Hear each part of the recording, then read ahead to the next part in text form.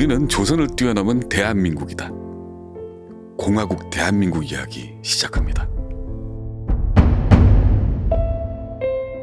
여러분 안녕하십니까? 땅의 역사 박종윤입니다. 오늘은 공화국 대한민국 두 번째 시간입니다. 35년 식민, 아니 500년 전 근대 조선을 딛고 대한민국이 일어났습니다.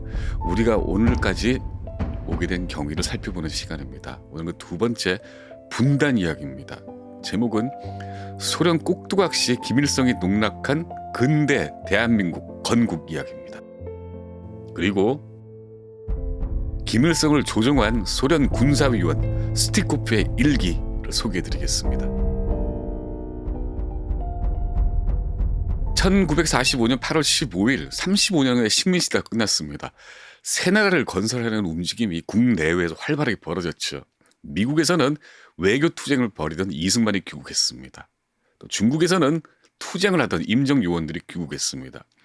국내파 독립운동가들도 저마다 비전을 내세우면서 건국 주체임을 주장을 했습니다. 굉장히 다양한 사람들이 다양한 비전을 내세우면서 서로가 새로운 나라를 건국하겠다고, 그 건국의 주도권을 장악하겠다고 나섰죠. 여기에 소련군 소속 조선인, 고려인 장교 하나도 끼어 있었습니다.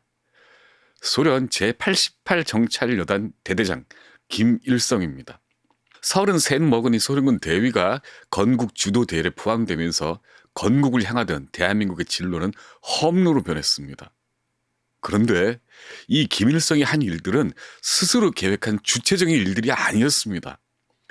테렌트 스티코프라는 당시 북한에 진주했던 소련군 군사위원이 마치 갓난에게 이유식 떼먹여 주듯 그런 명령을 꼭두각시처럼 따라했던 일들이었죠.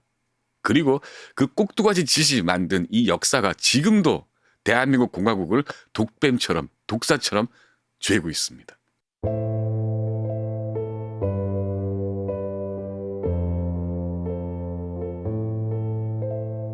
그때 당시에 벌어졌던 일들을 날짜를 적실하면서 알아볼까요? 1000명 정원인 사범대학 2개소를 설립하고 320명이 정원인 의과대, 그리고 또 5400명을 수용할 수 있는 기술학교 11개소가 필요하다. 이에 대한 교재를 검토했다. 이날은 1946년 9월 7일입니다. 또 누구를 공산당 지도자로 지명할 것인가에 대해서 레베데프 사령관, 로마넨코 부사령관과 토의해야 한다. 이것도 46년 9월 11일에 나온 이야기입니다. 하나 더 볼까요? 선거 규정을 9월 20일부터 25일에 발표해서 각 단위 인민위원회 선거를 실시한다. 그리고 최승희 무용학교 정원은 100명으로 한다. 이는 1946년 9월 11일에 결정된 사항입니다. 그런데 이게 빨치산 출신 북한 지도자 김일성이 내린 지시가 아닙니다. 이 모든 지시, 그리고 모든 결정은 소련군 연해주 군관구 정치 담당 부사령관이자 당시 북한에 진주했던 이 소련군의 군사위원인 소련 육군 중장 테렌티 스티코프가 내린 지시입니다. 이런 내용이 이 스티코프가 남긴 일기에 고스란히 기록되어 있습니다. 김일성은 그저 이 지시를 남김없이 그대로 이행했던 꼭두각시였죠. 그 꼭두각시에 해방정국 대한민국이 농락을 당했던 겁니다. 이 기록은 현재 스티코프 일기라고 통칭됩니다. 1995년 한동안 묻혀 있다가 1995년에 러시아 동방학 연구소 박사과정에 있던 전 경북대 교수 전현수 박사가 당시 중앙일보 현대사 연구소와 함께 발굴해서 소개했던 그런 기록입니다. 그 당시까지 몰랐던, 또 그 당시까지 추정만 하고 있던 해방 전국의 북한의 김일성 정권이 했던 일들이 소상하게 낱낱이 공개가 된 겁니다. 대중한테는 좀 낯설죠. 그리고 이 일기에는 김일성 정권이 괴뢰 정권, 왜 괴뢰 정권일 수밖에 없는가, 또 그 정권이 대한민국 건국을 방해하고 자기네 단독 정부를 수립한 과정이 세밀하게 적혀 있습니다. 자, 일본이 항복하기 이제 7일 전입니다. 1945년 8월 8일 소련이 일본에 선전포고했습니다. 만주를 점령했던 소련은 8월 9일 함경북도 경흥을 시작으로 한반도에 진입해 8월 25일 평양에 진주합니다. 바로 그날 소련 극동방면군 25군 사령관 치스차코프에 의해서 북조선 주둔 최고 사령부가 설치됩니다. 그리고 9월 19일, 한 달이 좀 안 됐죠. 소련 군함 푸카초프라는 군함이 강원도 원산항에 입항했습니다.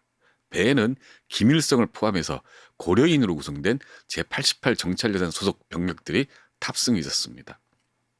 며칠 뒤입니다. 김일성이 평양 최고사령부를 방문해서 당시 부사령관, 정치사령관인 레베데프와 면담을 했습니다. 그 대화를 한번 볼까요? 김일성이 이렇게 말합니다. 나는 88 정찰여단 대위 김일성이다. 공산당을 조직하는데 도와달라. 레베데프가 화답을 합니다. 좋다. 일단 모스크바와 상의하겠다. 그랬더니 김일성이 감사를 표시한 다음에 이렇게 덧붙입니다. 은밀하게. 부탁이 있다. 내 빨치산 부대도 대일본 해방전쟁에 참전한 것으로 해달라. 일본 소련군 소속으로 이 88 정찰여단이 전투를 벌인 적은 없었습니다. 그러니까 김일성이 자기 경력 관리를 위해서 이렇게 북조선의 인민들한테는 자기가 지휘하고 있는 빨치산 부대도 대일본 해방전쟁에 참전한 것을 해달라라고 은밀하게 부탁을 했던 겁니다. 그리고 레베데프가 깜짝 놀라면서 이렇게 얘기합니다. 총 한 번 안 쏜 부대가 역사를 바꿀 수 없다 하고 단칼에 거절해버리죠. 김일성은 이 88 정찰여단에서 적기 훈장을 받은 장교였습니다.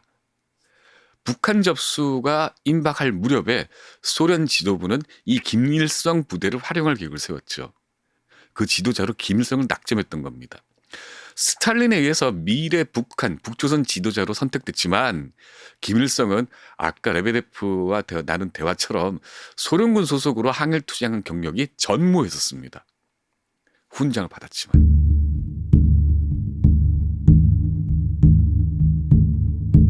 그리고 10월 14일 마침내 김일성이 평양 군중 앞에 모습을 드러냈습니다. 김일성 환영대회였습니다. 김일성은 양복과 넥타이와 적기 훈장을 가슴에 착용을 하고 평양 공설운동장 연단에 올랐습니다. 그 뒤에는 지금 보시는 것처럼 군사위원 스티코프, 또 최고사령부의 정사령관, 부사령관 같은 소련군 장교들이 배석을 했죠.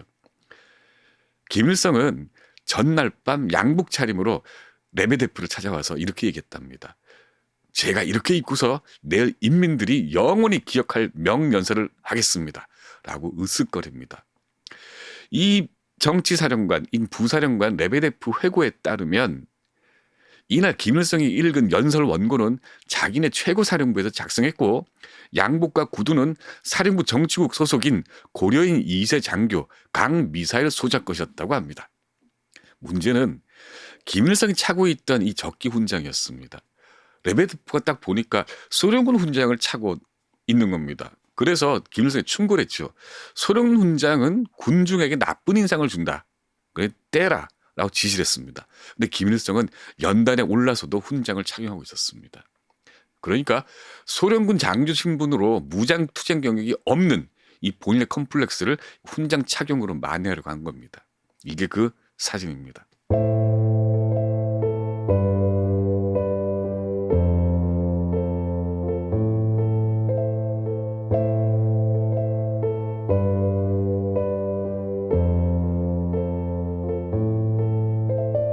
자, 이제 스티코프가 등장합니다. 1946년 1월 16일 대한민국 정부 수립계획에 따라서 미국과 소련이 공동으로 한 1차 미소 공동위원회 예비회담이 서울 덕수궁 석조전에서 열렸습니다. 그리고 2월 8일 북한에서는 김일성이 주도했던 북조선 임시인민위원회가 조직됩니다. 인민위원회는 중앙정부 조직입니다. 이때 김일성은 자기 회고에 따르면 민주주의적 재당과 기타 사회단체들의 지도자들이 발기부를 조직해서 그 의견을 소련군 사령관에게 제출해서 승인을 받았다고 합니다. 분단의 징조가 북쪽에서 내려온 겁니다. 우리가 흔히 아는 것처럼 남쪽에서 먼저 단독 정부를 만들겠다고 나온 게 아니라 이렇게 해방이 되고 불과 몇 달 뒤 해가 싹 바뀌자마자 북에서는 김일성이 소련군의 승인을 얻어서 이렇게 임시정부를 구성을 했었습니다. 그리고 3월 20일입니다. 제1차 미소 공동위원회 회담이 덕수궁에서 열렸습니다. 스티코프가 수석 대표였습니다. 소련 측은. 이 소련 측에서는 신탁 통치를 반대하는 세력은 통일 정부에 참여할 수 없다고 주장을 했죠. 3개월 뒤 이렇게 정황이 돌아가는 상황을 쭉 지켜보던 남쪽의 지도자 중에 한 사람, 유력한 지도자였죠. 이승만이 6월 3일 전북 정읍에서 그 유명한 단독정부 수립을 주장을 합니다. 이렇게 얘기합니다. 남방만이라도 임시정부 혹은 위원회 같은 것을 조직해 38선 이북에서 소련이 철퇴하도록 세계 공론에 호소해야 한다라고 이승만이 주장을 했습니다. 북한 단독정부 수립까지 김일성을 포함한 남북 공산 세력은 바로 이 스티코프의 지시에 따라서 움직였습니다. 9월 11일 스티코프는 남쪽 공산 지도자 박헌영에게 반압제 항의 집회를 조직하라고 지시를 합니다. 테러도 지시를 하죠. 9월 26일 스티코프 일기에는 이렇게 기록되어 있습니다. 김일성에게 내가 훈시를 줬다. 김두봉에게도 모든 문제에 대해 훈시를 줬다. 이틀 뒤인 9월 28일 스티코프는 박헌영에게 요구가 관철될 때까지 총파업을 하고 지시를 합니다. 그랬더니 10월 1일 그 유명한 대구 폭동이 일어납니다. 북조선 노동당이 이를 지시했다고 이때까지 알고 있었는데 이 스티코프 일기가 발굴이 됨으로써 이 폭동 또한 스티코프의 직접적인 지시에서 일어났다는 것이 밝혀졌습니다. 그리고 그 10월 22일 스티코프는 이 북한 박헌영 그리고 북조선의 김일성과 함께 남로당 결정에 합의합니다. 그해 말 12월 19일입니다. 스티코프는 앞으로 정식 발족할 북조선 인민위원회 정당 비율을 결정합니다. 정당의 비율, 선거로 이루어져야 될 정당의 비율을 누구 몇 퍼센트, 어디 몇 퍼센트라고 결정을 해줍니다. 해가 바뀝니다. 1947년 1월 4일 김일성은 스티코프가 제시한 북조선 인민위원회 대연 선거 일정에 동의합니다. 이후에 남과 북은 분단으로 치닫습니다. 1948년 8월 15일 대한민국이 정부 수립을 선언합니다. 이제 완전히 결별한 거죠. 기다렸다는 듯이 모든 준비를 다 끝내고 공식적인 조직까지 다 만들어 놨던 인선까지 마쳤던 북한은 8월 25일 최고인민회의 대의원 선거를 실시합니다. 그리고 이틀 뒤 8월 27일 조선민주주의인민공화국 초대 내각 구성원이 결정이 됩니다. 내각의 그 명단은 스티코프가 일기에 기록한 그대로였습니다. 이상은 대한민국 국사편찬위원회가 번역한 이름이 좀 다릅니다. 슈티코프 일기에 고스란히 기록되어 있습니다. 이 번역본은 국사편찬위원회가 운영하고 있는 한국사 데이터베이스 사이트에 전문이 공개되어 있습니다. 만일 제가 하는 이야기가 혹시 이게 듣고 계시는 분들 가운데 이거는 우파 진영의 논리다. 그리고 뭐 객관적이지 않다라는 의심이 드신다면 바로 제 밑에 저 아래 사이트 주소를 붙여놓겠습니다. 거기에 들어가셔서 꼼꼼하게 읽어보십시오.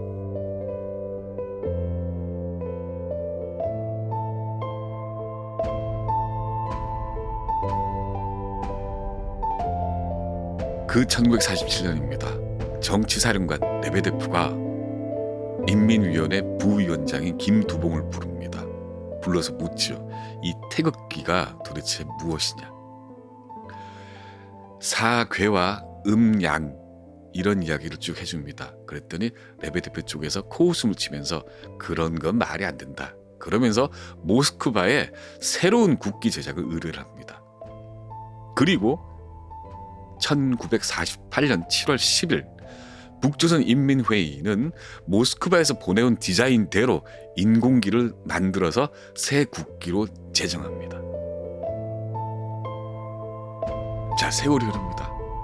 2013년 8월 8일 북한 노동신문은 김일성이 자기 거기 적혀있기로는 우리 수령 아버지께서 국기를 완성시키며 이 색깔과 이런 의미는 애국자의 붉은 피와 단일 민족과 조선 인민의 정신을 뜻한다고 설명했다라고 보도했습니다.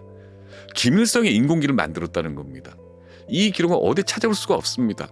아까 제가 보신 그 레베데프 이야기는 바로 모스크바에서 이 인공기 디자인을 설명하는 전화를 받은 고려인 통역가 박일이라는 사람이 한 증언입니다. 그 증언 어디에도 앞뒤 어느 맥락에도 김일성이 국기를 창안하라고 인공기를 창안하라고 뭐뭐 했다 이런 얘기는 전혀 없습니다. 조작이 된 거죠. 또 볼까요? 2018년 조선중앙통신, 북한의 통신사죠. 이 조선중앙통신이 1945년 평양 환영대회 김일성 사진, 바로 이 사진을 디지털로 복원해 공개했습니다. 이 사진을 보시면 김일성 가슴에 있던 소련군 적기 훈장이 지워져 있습니다. 옷부터 연설까지 꼭두각시였던 김일성을 그 후예들이 주체와 자주의 민족 지도자로 상징 조작한 겁니다. 그런데 지금 현실 어떻습니까? 건국을 방해하고 완벽하게 전 근대 조선으로 회귀어버린 나라입니다. 김씨 왕조, 사상을 통제를 하고 경제를 완전히 무너뜨려버린 조선인민공화국입니다. 그 나라를 만들겠다고 나섰던 김일성을 꼭두각을 내세웠던 소련군이 만들어 놓은 해방정국의 북조선 풍경이었습니다. 이후로 대한민국은 참으로 험난한 세월을 견뎌내야 했습니다. 공화국 대한민국이 건국될 무렵 느닷없이 겪었던 말도 안 되는 풍경이었습니다. 공화국 대한민국 시민 박중훈입니다.